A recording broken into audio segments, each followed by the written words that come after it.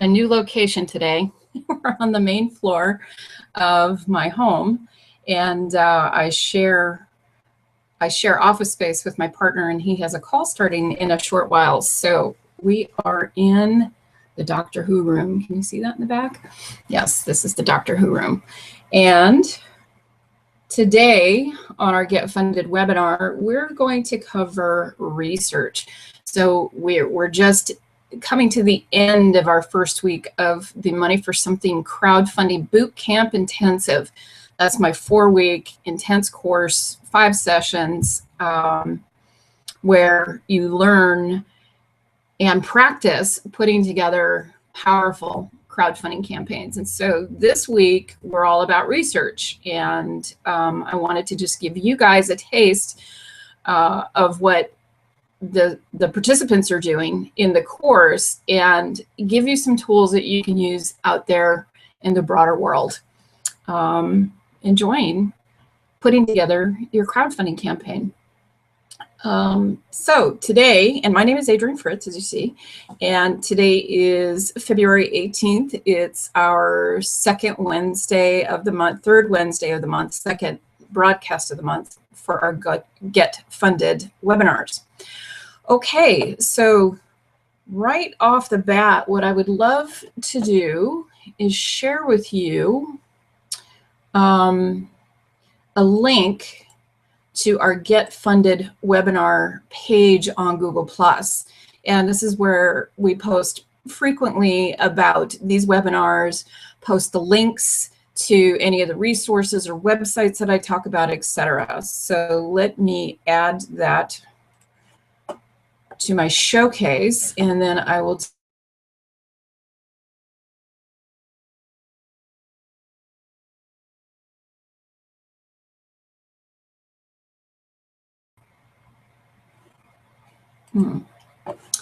All right, so that's not going to work. What I'm going to do is put it in the chat.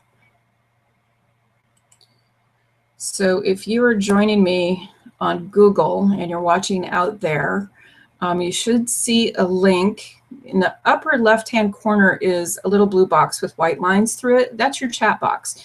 If you click on that, you'll see a link to our community page. And I'm going to try and see if I can do a screen share so you can see what that page looks like.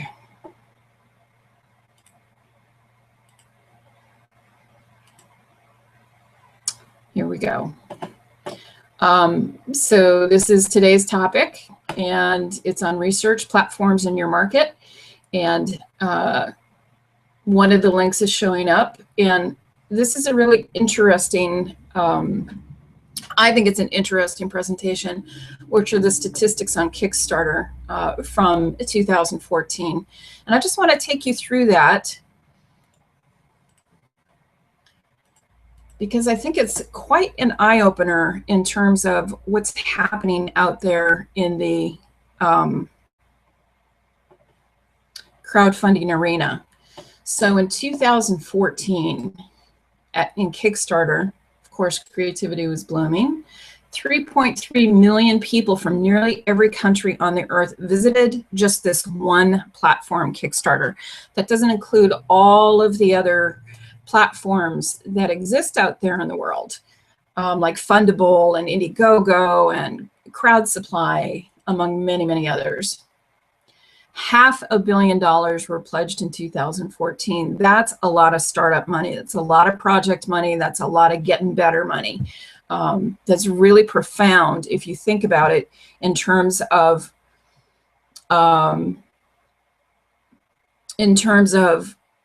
where we have been in the past before these crowdfunding platforms were available to us, well, or even the internet and crowdsourcing via the internet. It just gives us a whole new level of freedom that we haven't had before. 22,252 creative projects. So this includes everything from technology to card decks to fine art to dance programs, just across the board. And these are just some of their highlights, and we're not going to actually visit the projects, but I want you to see just a sampling of what it is that we as a global community were able to do via Kickstarter last year. Yes, even making costumes for our children. Isn't that awesome? And if you want to visit a project, you'll just click on, so this is on the the webinar page on Google+. So then you can explore these projects when you're doing research for your own projects. Reading Rainbow, one of my favorite shows as a kid. Ah, the Ramones. Can you imagine being one of the first people to hear the Ramones and get a sense in your bones that you're hearing, you're seeing, hearing, being part of, participating in music history? It's just really great. Delivered pizza to space. This I really love. So this lady launched her project last year, and this year she's teaching the Prime Minister Chinese through her product. That's just incredible. That's what you can achieve through crowdfunding. And this young lady not only got her music project going, but she married one of her pledgers. So I guess romance can be part of all of this too. This one I find absolutely fascinating, hoverboards. So I'm going to stay on this video for a bit. So that was the pitch last year.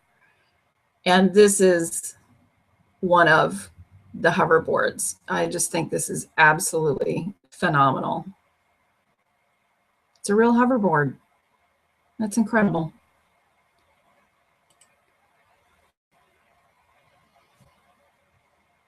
Innovations. Yes, absolutely. Artistic innovation as well as technological innovation. Crowdfunding has really leveled the playing field for all of us, for any of us who are creative out there, doers and thinkers. This is one of my favorite art projects. This woman does very intense experiential installations in museums, and this was one of the most amazing. Imagine your kids making their own computers. That's what I did. My very first computer was a 286, and we bought all the parts in Okinawa, Japan, where we were stationed, and built our first PC. And we bought a laser printer that cost, get this, black and white. Was it even 300 DPI? I'm not sure, $2,000. Things have changed. Getting art into MoMA, that's just unbelievable. Nominated for an Oscar, a film. Alcatraz filled with art, mind-blowing. All over the world.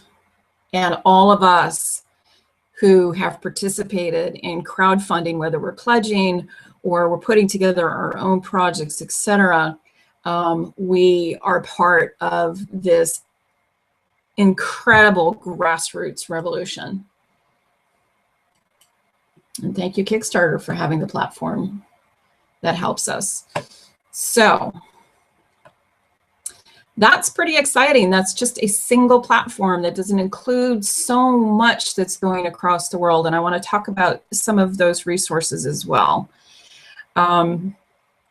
So let's back up a bit, and let me tell you a little bit about what the participants in the Money for Something intensive are going through right now. So they have, during this week, the 7 days between the first work day, it's a full work day from 9 a.m. to 5 p.m. Pacific time, to the next work day, which is another full work day. They're doing all kinds of research. So part of the research is related to the different crowdfunding platforms that are available. But before I had them look at that, I asked them to really get clear on the vision and mission of their project. And if they're working on a business, what is the vision and mission of your business? That's the core piece of everything that you want to do around crowdfunding, knowing who you are, what your very simple, direct, straightforward message is, and being able to do what we call an elevator pitch. Within 2 or 3 sentences, be able to share with somebody what you're up to, what the impact is that you're hoping to make, and what you need to move forward. Part of that is money, part of it is other resources, etc. So that's the very first thing I had them do, and we spent a good chunk of time getting folks clear, not only on their project statements, but what it really meant in the world. And then the next step is looking for your marketplace, like who wants what it is that you're creating, whether it's Mark's dodeca timer, or one of my art projects, or it's a book, fiction book. You've seen Gary Moore on our webinars frequently, and he's in the course. So he's got 2 completed novels, a third almost completed. And so that's what he is doing, is figuring out a way to use crowdfunding to have his book show up in the hands and in the minds of the types of readers who are really going to love what he does as a science fiction writer. And there's several other projects on several other fronts, and many of them I can't talk about yet. But at some point you're going to learn about them. So that said, once everyone got oriented around their project, or at least had an idea of the project that they were going to work on in the course, and they had an idea of their vision and mission and their elevator pitch, that 2 or 3 sentences that really wrapped it up for somebody in the space of riding between floors in an elevator. The next thing we wanted to look at was, well, where do those people hang out? So that's another piece of the research that they're doing, and that we're going to talk about today, is researching your marketing arena.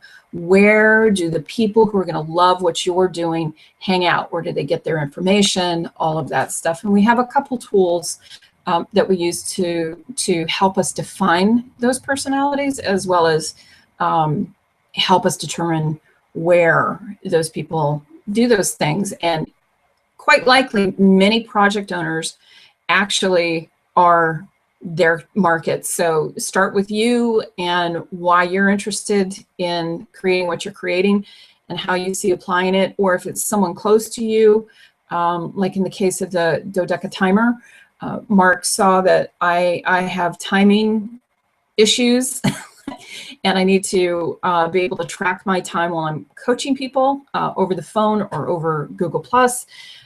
Make sure that I stay on time in my webinars and my classwork, all of that stuff. And I have this aesthetic need. I love beautiful objects and I like them on my desk. I love to play with them.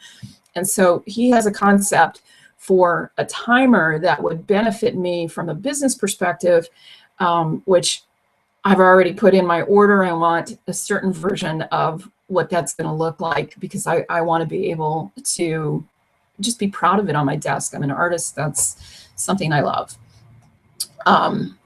So he's looking for people like me. Where do I hang out to get information about that?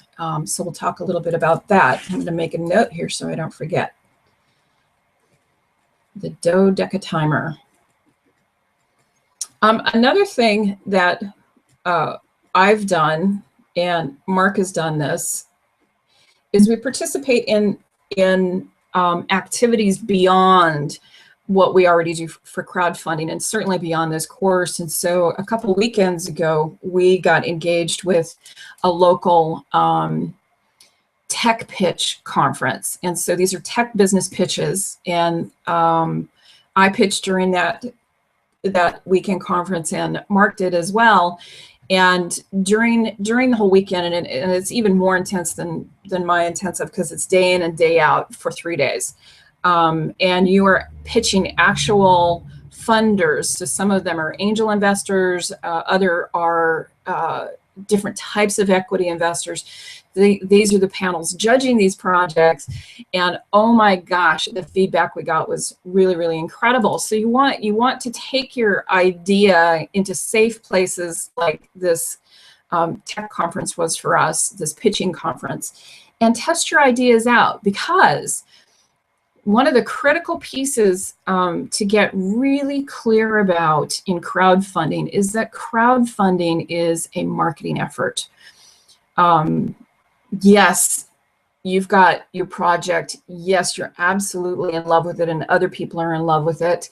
And in the end, how do you get people to know that you have this thing that will improve their life in whatever way? It could be increasing their enjoyment or their fun. It could be having them manage their time better. It could be any number of things. I like the 3-doodler pen.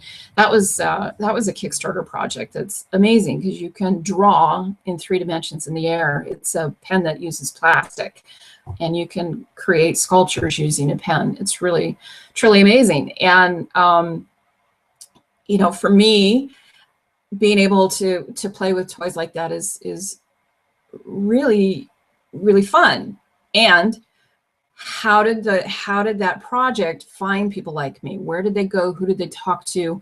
What kind of media did they reach out to? Where did they get coverage because they reached out to the media, etc.? So these are all the types of things that, and one tiny bit of the pieces of the marketing research that the class is doing right now. Let me take a breath. I'm going to put up another resource for you guys. Now, this is about platforms. So how does marketing and crowdfunding platform, how does that work together? So understanding who your market is, who your person is, who you're talking to about the product, who already wants what it is that you're producing, knowing where they go, knowing where they congregate, where they find information, where they shop online, where they shop in 3D, what magazines do they read, what blogs do they participate in, where do they go to get the information. That's going to also help you. That kind of information will help you determine what's the best platform to use. Kickstarter is still the 1,000-pound gorilla, but it isn't always the best place to put your project. And we'll look at a couple of different platforms using the big list of crowdfunding sites that's on the moneyforsomething.com website. That's a great place to start your research. And then there's also this one that I will share with you. This one's based in the UK, and it's called the crowdfundingcenter.com. And I will put this up in the comment sections as well. And then all of this will be posted in the webinar Google Plus community as well. It's the Get Funded webinar community, and I'll be sure to plaster that all over everything, the Facebook page, on moneyforsomething.com, etc. So you can easily find and join the Google community. It is a private community. I really don't want it to just be open to anybody, so you need to request a membership in that community. It's free. We just want to be sure that the people who are in there are really interested in expanding their crowdfunding knowledge, and it's all free, just like these webinars. Okay, so the Crowdfunding Center, you can join, and I did. I joined at the free level. It doesn't give you a ton of information, but it does tell you about platforms that are all over the world. So let's take a look at platforms in the United States.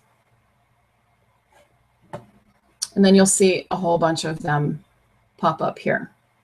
Now, what I found interesting is that they don't have every platform that I would have included. So it's great to know that there's more than one resource out there that you can use to discover the different crowdfunding platforms. For example, they don't have crowdsupply.com, and I think crowdsupply, oops, you're not seeing this, sorry. Let me start over again. So what I did was we went to the Crowdfunding Center, and I have to edit that little chunk out.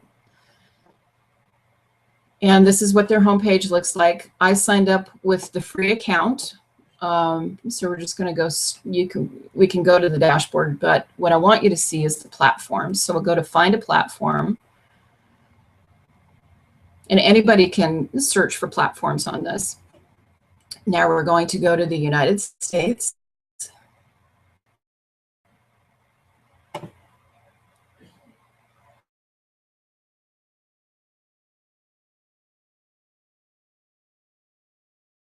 Site. So they're crunching through massive amounts of data on this site. And what you get on the free level is you see things like this, where you learn about different platforms that are there and the types, whether they're rewards, royalty, donation. There's going to be equity, there's lending platforms, etc. And as I said earlier, before you could see this, they don't have all of the sites that I would have you take a look at as well. So you want to look at a couple of resources when you're researching platforms. But then you can further break this down. If you really are not interested in the debt-based crowdfunding platforms, then just look at the rewards platforms. And it'll sort through that. There you go. These serve the United States. Now, they may not be based in the United States. They could be in the UK, Australia, other places, and they still serve the United States. And vice versa. There are those that are based in the United States that serve the world, like Indiegogo has been a global platform forever. Then you can also look in projects and just get some basic information about what's happening out there in the crowdfunding world via the data that these guys have here. Exploding Kittens, that is, so the guy who does the oatmeal cartoon online, he is hyper successful in the crowdfunding arena. And the very first time that I discovered the oatmeal and his prowess on crowdfunding platforms was through the Let's Build a Goddamn Tesla Museum. Excuse the French. And it's part of the name. They raised nearly $2 million to buy Tesla's old lab to turn it into a museum dedicated to Tesla and his theories around electricity and energy and all of that. Now, this one is the same. It's also sponsored by Oatmeal or promoted by the Oatmeal, and it's the top fundraiser right now for a game.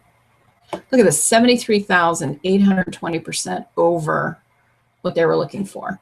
Now, these are great to look at for inspiration, and there's certain key lessons that you can take from this. So while you're researching these other projects, keep in mind how they've put this together. So the Oatmeal, he has over 1 million active readers. They are rabid fans. So whenever he does, whatever he does, whether it's in the crowdfunding arena or it's marketing his cartoons, whatever it is, he has already built up a really, really powerful and loyal fan base. And that gives him all kinds of mighty ability in taking on these kinds of projects. And that's where he gets results like 73,000% above what they were seeking. It's really unbelievable. So the lesson for you is that when you're getting ready to do crowdfunding, one of the areas of research is around, well, how do I get a fan base like that? One that's rabid, one that's committed to me, one that's really excited about the project. And that's some of the work that you do prior to launching. That's one of the things that the participants in the intensive are taking on this week is, where do I need to go to build up that fan base? And if I have a current set of fans, how can I expand that into a broader base?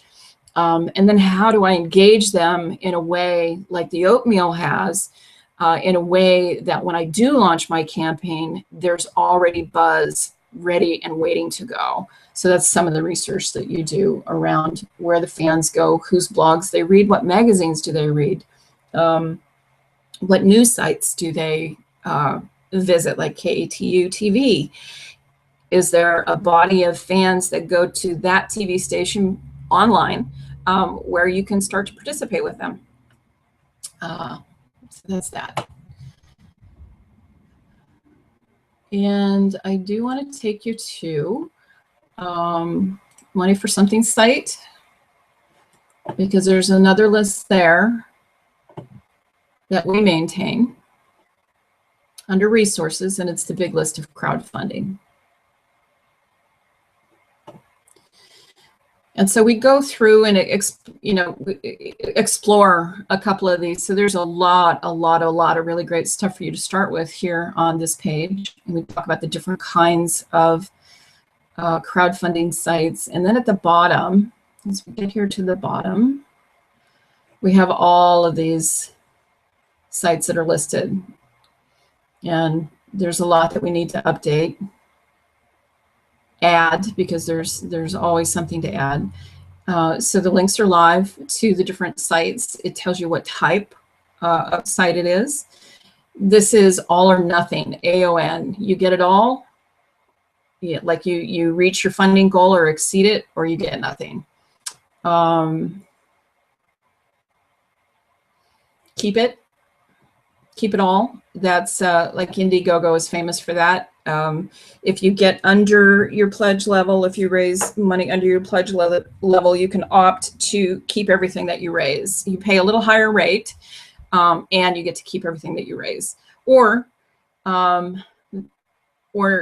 you can take it's less if you reach your pledge level, then the percentage that you pay to Indiegogo drops, and those are different. There's, as you can see, there's different prices here and stuff, different rates that they charge. So part of the research and the group in the intensive will start on this next week is budgets. And so this is one of the tools that I recommend that people look at and use when you start to think about the budget, the overarching budget for your campaign. Everything's research. Do your research ahead of time, draw your conclusions, be able to support your thinking or change your thinking if you need to pivot because you discover that you're off base a little bit about the target audience, or maybe you find something new that you didn't know anything about that is actually going to really benefit your campaign. So you're going to pivot. That means that you're going to change your focus a little bit depending on what you learn as you go out and research these things, and then also testing. So that's another aspect that I'm going to talk about today, is how do you test your assumptions? And that's something that we definitely got a feel for in that weekend tech pitch event. In those 2.5, 3 days, over a weekend that we were doing our projects, we got on Teams and we were tasked with accumulating consumer information. In other words, reaching out to actual people who would be in the marketplace to buy the kind of thing that we were creating as a team. And so we were making phone calls, setting up online surveys, and we'll take a look at one of those, etc., to begin to do the process of testing the concept, testing the messaging, test. You want to do as much of that as possible. So when you do go and launch your campaign, you're succeeding on every point that you want to succeed on, not just the money that you raise, but the fan base that you're building, testing your product concept, and really understanding what needs to change, and being open to asking the crowd to help you understand better. Maybe something needs to be tweaked over here, or maybe it's perfect the way it is for this first iteration, etc. But you have several goals that you're setting up with the campaign. It's not just about the money. Let's see. I'm going to take another breath. And so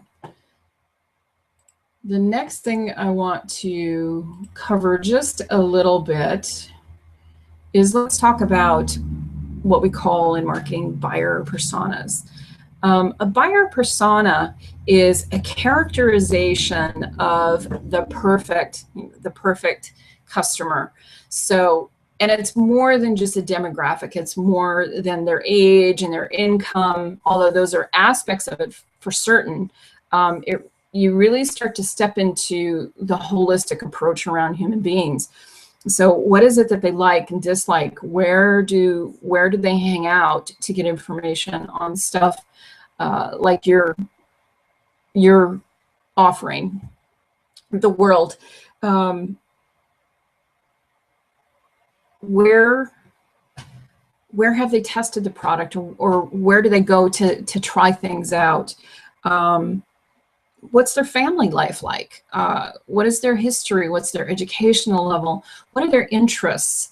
What are things that really light them up? And how you use these personas is in a couple different ways.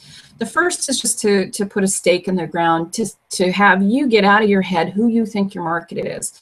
And so you go through this process with this tool. It's the particular one we're using in class is a PowerPoint tool. And you start to build personas according to who you think is a perfect market for what you're doing. And those then you can test. You can actually go out and look for people who resemble what you've created and show them your product or talk to them about what you're doing and see what kind of feedback you get and see where you might need to change where you're looking or where are your messages. So this is the second way that we use personas, and perhaps one of the most powerful ways is how do you talk?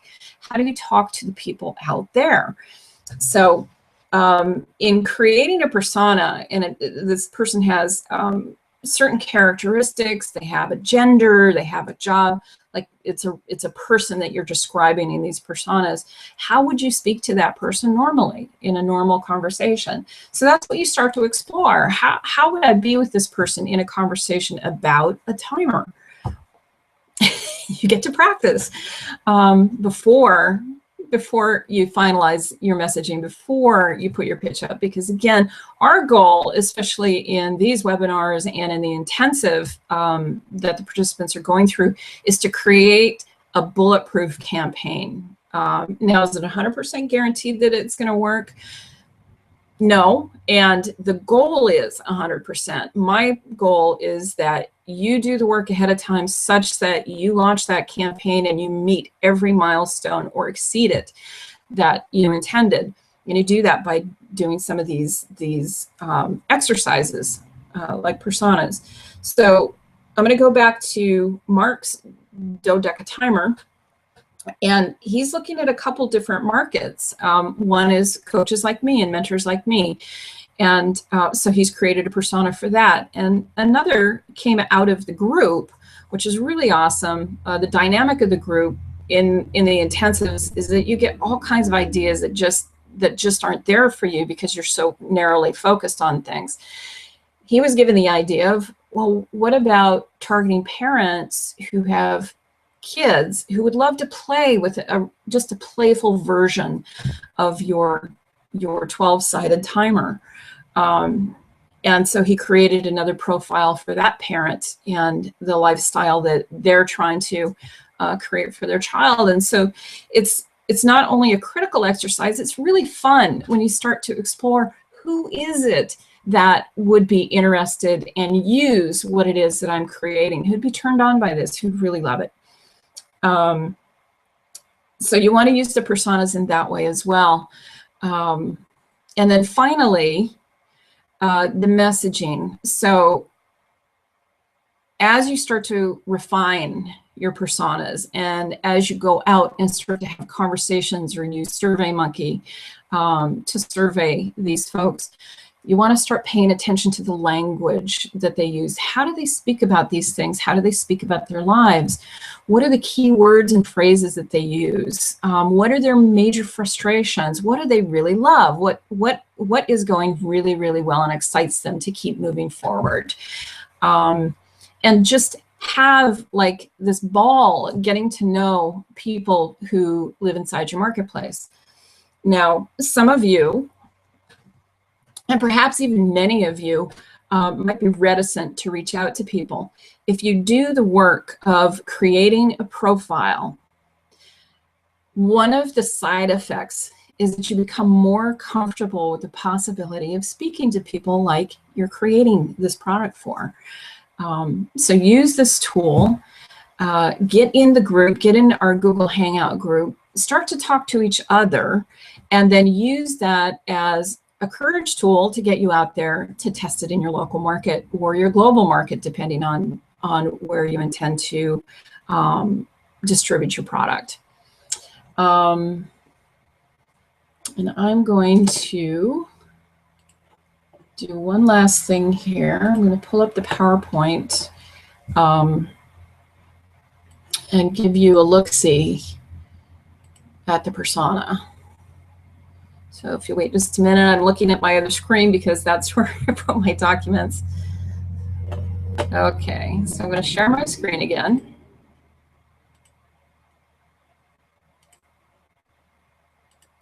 Now, this came from one of my favorite companies in the whole wide world around social media.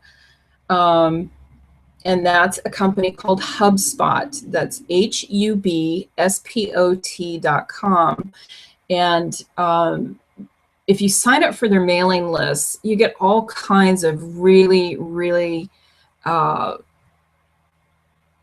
powerful bits of marketing information, and it's free. They have a dashboard service that helps you manage your social media and your blogging and your online branding and content and communication. And they share these amazing tools. So when you go to HubSpot, you can search for these buyer personas and swap your email address for this free template. So when you're constructing personas, you really want to pay attention to a holistic aspect of what that persona might be. And so they've set it up in 4 very basic questions and then give you a blank template. And they go through and thoroughly explain how to put these personas together, what they are, etc. So please, please, please go get this. And then as you see, they've got other freebies that they're giving away, content mapping templates, which are really great to have. All of these tools are nice to have. Now, I just use a subset of all the tools. I do research almost on a daily basis to see what other people are doing out there and what tools they're finding that are really helpful for them, what tools I find, and then I create or modify the tools I've created in my course or add some additional tools to keep moving people forward quickly. I don't want you to get stuck in any one place. So let's just slip down here. Here's our sample. So this is Sally. And you know, after you've done your brainstorming and done a lot of thinking, you can start to bullet point who Sally is for you. And you can see here, I don't need to read it for you. Oops. You should be able to see it.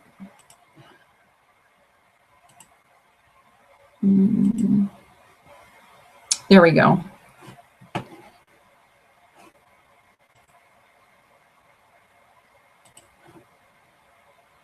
Oops. I apologize as I try to figure this out here for you. This is the one that I want. Doesn't look like it's coming up on y'all's screen.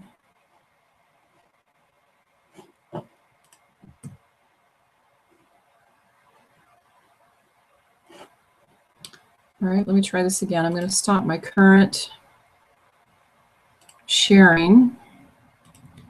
Try this again. Okay, there you go.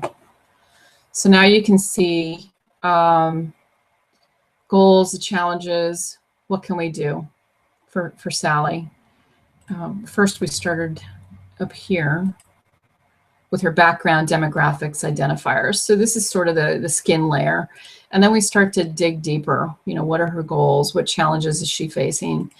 And then we're dropping into, now this was really great when Mark did this for his dodeca timer. He started creating quotes on his own for this. And he also remembered things that other people had said. So he had a combination of real quotes and a combination of what he thought would be quotes. And the great thing about what he thought would be quotes is it got that stuff out of his head, and it gave him a place to actually test his own knowledge. So as he goes out there and he talks to people about his project and its implications in their lives, he can hear how close he is to understanding his marketplace and where he needs to do a little more work or change his viewpoint a little bit. Objections, you do want to think through what possible objections there could be, for sure. Marketing messaging. So this is where you want to be clear on how you're going to talk to your market. What kind of language do they use? What do they respond to? And so you're always stepping into the shoes of your customer, your fan, your reader, always in the shoes. We have a tendency to think about our projects from our perspective because they are our projects. We're the ones who are accountable and responsible for them being successful. But the truth is, nobody cares about what you're up to unless it impacts what they're up to. And so shifting your viewpoint from you to theirs is really critical when you're starting to create your marketing messages and your elevator pitches. And then we'll get down to the final. And then they just provide the blank templates. So I would highly recommend that you go out there and grab this. Again, it's HubSpot. I'm going to put that in the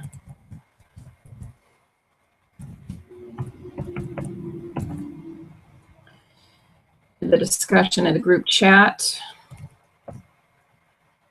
And then just look up buyer personality or buyer persona template and download your own copy.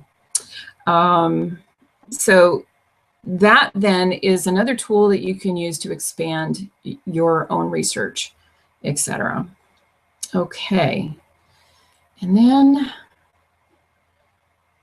we're winding down here. We have 17 minutes, so I want to take us over to SurveyMonkey.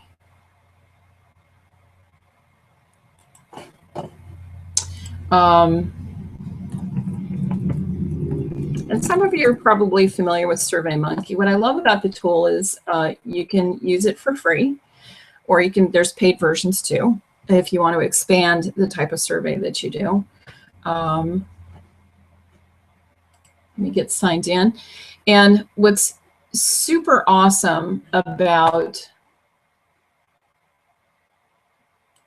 SurveyMonkey is it aggregates the answers. It brings all that data together, and then it gives you reports around that data, and it helps you understand the way that that people are responding to your inquiries around their needs as it relates to your product. So let me get signed in here. Somebody's just joined me. Who's that? I'm Philip. Philip. Yes. Hi, Philip. How are you? Doing great. How are you? Excellent. You got in the last 15 minutes. Okay. So what's awesome about this is that we record these. I will go and edit them because there's a bunch of stuff that just does not belong on the airwaves. And then you can review it. And what I recommend, if you haven't already done it, is that you join our Google Plus group for these Get Funded webinars. The group is free, but it's private because, as I said earlier, to anyone else who was watching, I really want to keep it to people who are just interested in crowdfunding and really interested in honing in and working hard on their projects. And so I like to keep it a private community, just so we can have that concentrated effort in there. What I'm doing now is I'm taking folks to SurveyMonkey. We've been talking about research today. And the two areas of research that we looked at, and you'll see this when you review the video, the first area was around the different crowdfunding platforms that exist out there in the world. And everybody, well, not everybody, that's kind of a blanket statement, but a lot of people have heard about Kickstarter, and it still is that 1,000-pound gorilla. But there are many, many other platforms and different types of crowdfunding platforms that might be better for you and your project. And so there's a couple resources that I explored, and hopefully it shows up in the video. I think it will. And then I've got links. If you click on the upper left part of your screen, Philip, yes, there's a blue box with white lines. If you click on that, there's 3 links in there. They're kind of jumbled together, but those are the 3 links that I took folks to take a look at those different communities. The first one is the Google Plus community that I told you about, that you should join. The second is the Crowdfunding Center, which is out of the UK, but they're aggregating information on crowdfunding platforms the world over. They don't have all of them in there, but they have a really nice selection. And it's a big data company, so they're starting to produce materials, reports, and things that are really critical for you as a project owner if you're interested in targeting certain platforms. And then there's also, what was the third one? Oh, yes, HubSpot. So HubSpot, which is what we just completed with, HubSpot is a social media company, and they have a main dashboard product that you use to manage your online campaigns, your personality, your brand, all of those things. But they give away a ton of free workbooks, tools, bits of information. And the one that we just completed talking about is the persona template. It's called Buyer Persona Template. So you want to go to HubSpot.com, which that link is right there. Do a search for that, and just exchange your name and email address to get that buyer template. If anybody has any problems with that, I will find a link to it and also put that in our Google Plus community, so you've got direct access to it as well. And right now what we're doing is I'm trying to get SurveyMonkey up, because we were talking about before you launch your campaign, you want to test elements of the campaign. So you want to test your product with who you think is your market, so a sampling of people in your neighborhood or in your community. Are you a musician? I see a lot of musical instruments behind you. Yeah, I'm a songwriter, guitar player. Okay, awesome. And you're looking at doing a CD, or what kind of project are you looking at doing?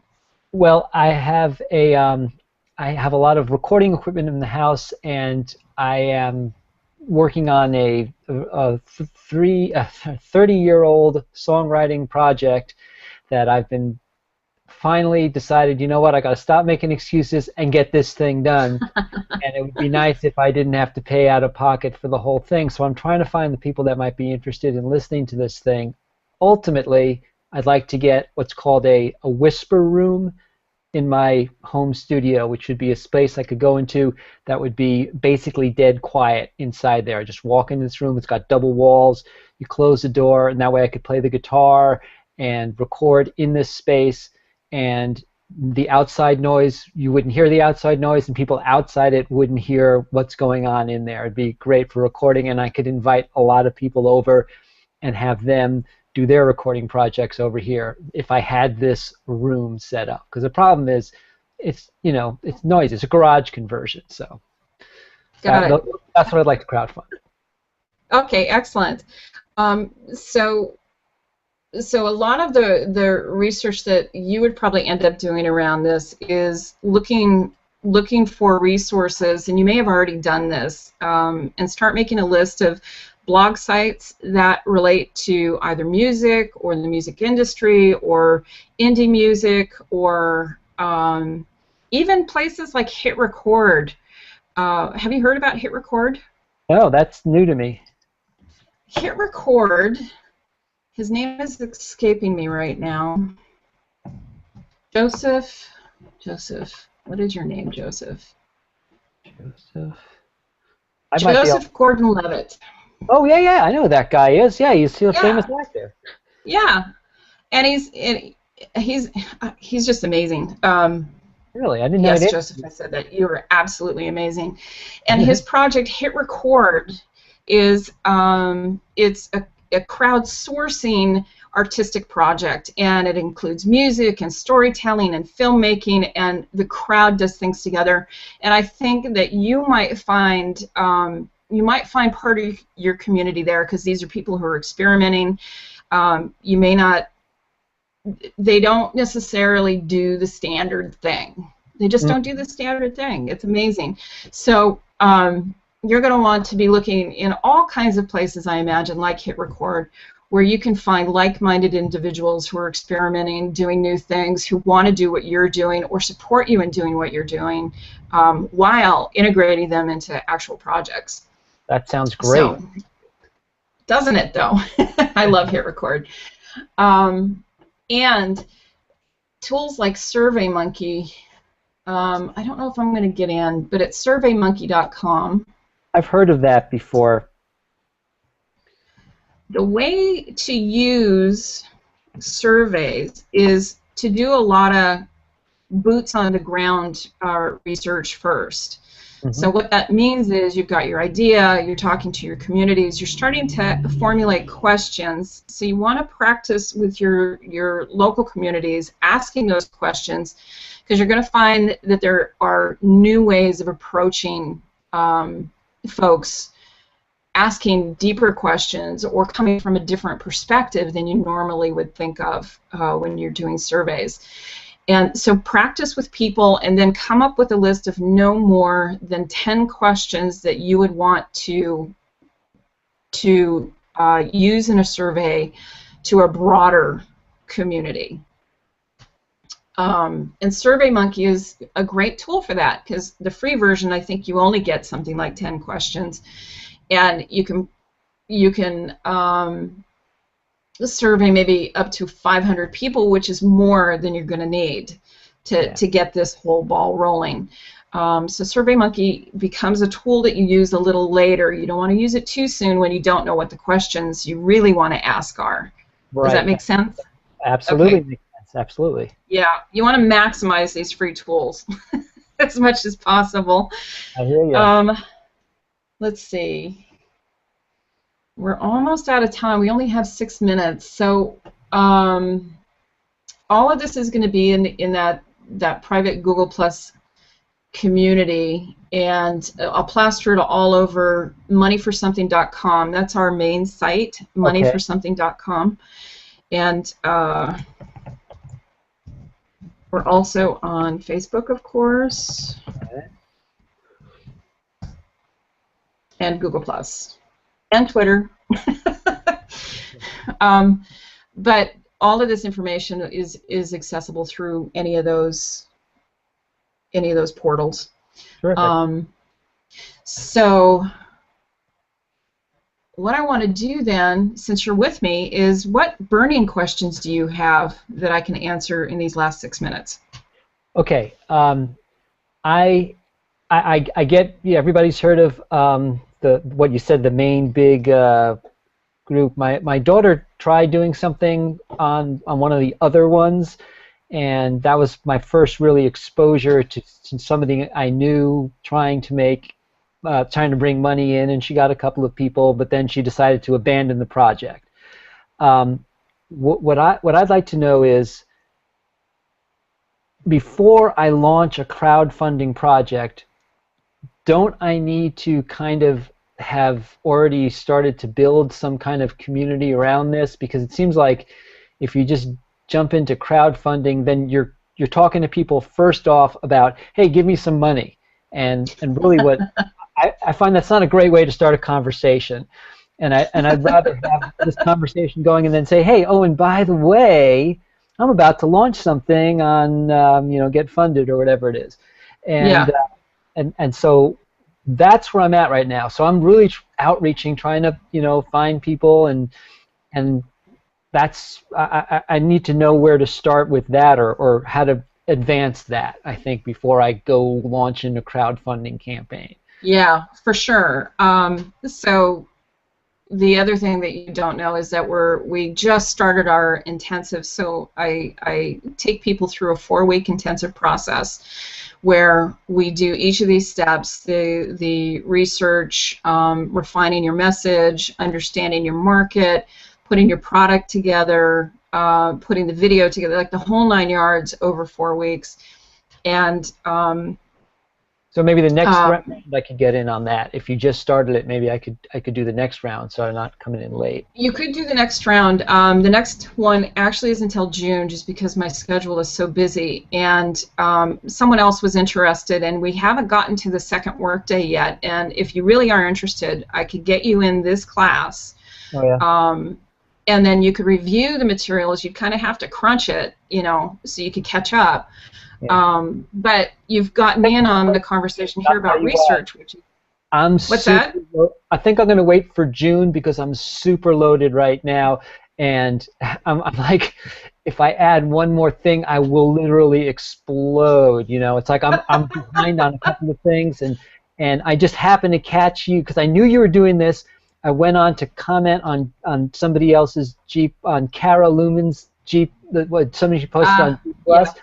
And then I see, boom, a little red box in the lower right-hand corner. I said, oh, she's doing this now. So I clicked in and put on my headphones and get my microphone set up. That's why I was, extreme. I would have been about 10 minutes earlier if I knew about this thing, But anyways, so yeah, awesome. What I want to do is I want to definitely join your group on G+.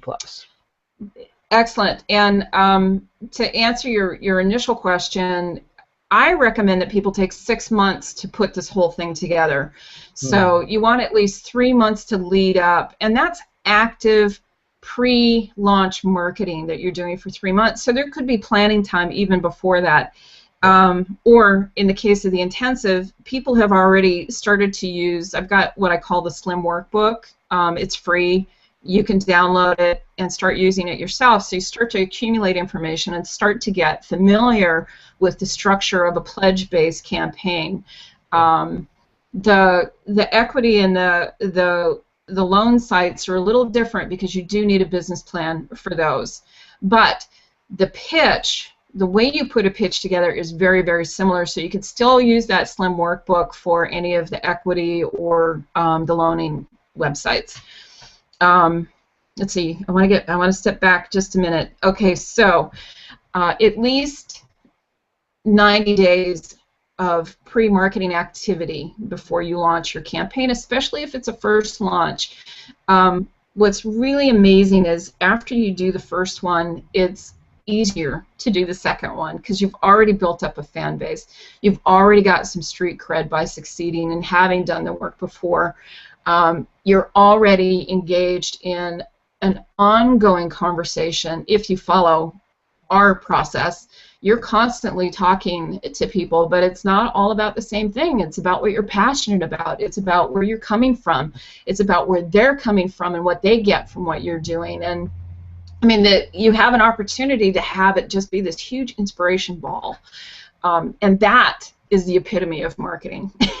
That is where you want to be with your quote-unquote sales message, because you're not selling at that point. What you're doing is you're engaging people. You're inviting them in to play with you, and that's what people want to do, even if it's about serious projects like curing cancer. People want to participate. They want to be a contribution. They want to know that what they're doing, besides giving you money, is important to the progress of what you're up to. So yes, give yourself some time. 30 days, no more than 30 days on your campaign. In the old days, we used to say 45 days. No, 30 days or less for your campaign, and then give yourself another 60 days of pre-planned post-campaign marketing. In the class, we pre-write messages. you pre-write your blog posts, you get your press releases ready. Like, everything is done ahead of time, so when you launch, all you're really doing is managing the outflow of that information, and you're really engaged in the conversations with the people who are coming to your site. So you've already started to build a fan base, you've created relationships with blog owners, with newspapers, with television stations, whoever it is that's appropriate for what you're doing. You already know that there's going to be coverage, you launch, and then it's just having these conversations for 30 days. And then the end of it, of course, is fulfillment. You must fulfill on time. If you're not going to make it on time, then let your crowd know. They're very forgiving as long as you communicate with them. And there's ways, if you're doing the pre-planning work, ways where you can pretty much do a best guess of what it's going to take to fulfill on this, how long it'll take to ship, package, print, whatever it is that you're doing. And we do all that work ahead of time, especially in the course. And we've got budgeting spreadsheets and just everything you could possibly need. Plus, all kinds of guidance and support. And I hope the community, the Google Plus community, for the Get Funded webinars, for these twice-a-month webinars, I want that to be as active and as helpful to people as our intensives are. It's just over time when people can kind of fit it in more. So that was a really long-winded answer to your question. No, it's good. It was all really valuable, though, to me, because that gave me kind of like a picture of what sort of time frames I have. You know, we're going to do that then we only got 30 days here to really to gather the I don't even know what you call the pledges, right? They're called pledges. Yes. Yes. And then there's a post segment afterwards. So we're looking, about a 6-month spread out there. Very cool. Yeah. Good. Yeah. That's cool. It's good for me, who's just kind of thinking about, how to do this. I mean, I got to learn how to articulate what I am asking people, what the ask is for people, and what's in it for them, right? Absolutely. It's all about them. And what's interesting is a lot of what's about them is about you, too, just not from the perspective of pushing or prodding or anything like that. They're interested in that thing that triggers you inside, that has you do this thing and has you be willing to be so vulnerable to put yourself and your ideas out there in the world. I mean, it takes a lot to do that, and people appreciate what it takes. And as I said, they want to play, which you've totally got that nailed. Really? All right, so we're at 11:03. We're 3 minutes over. I invite you to come back, Philip, in, let's see, the first Wednesday of next month. And then, of course, inside the group, you can pose any questions, share any information, etc., and I'll be doing the same. It's a small group right now, but I'd love to build it up quickly so we can start sharing resources in a really meaningful and vast way. So, Philip, thank you so much. It's my pleasure. Thank you for having this. I'll go directly to look for. Oh, here we go. SurveyMonkey. Okay, the things are up now. Money for something. So to your G Plus group, I want to join that first straight up. So I'm going to say goodbye. Get out of this. All right. Hang out and find that. Bye-bye. Excellent. Thank you so much. My pleasure. Bye for now. All right, that was today's episode. So we'll see you the first Wednesday in March. And in the meantime, those of you who are in my intensive, use this information and keep rocking. All right, see you later. Bye.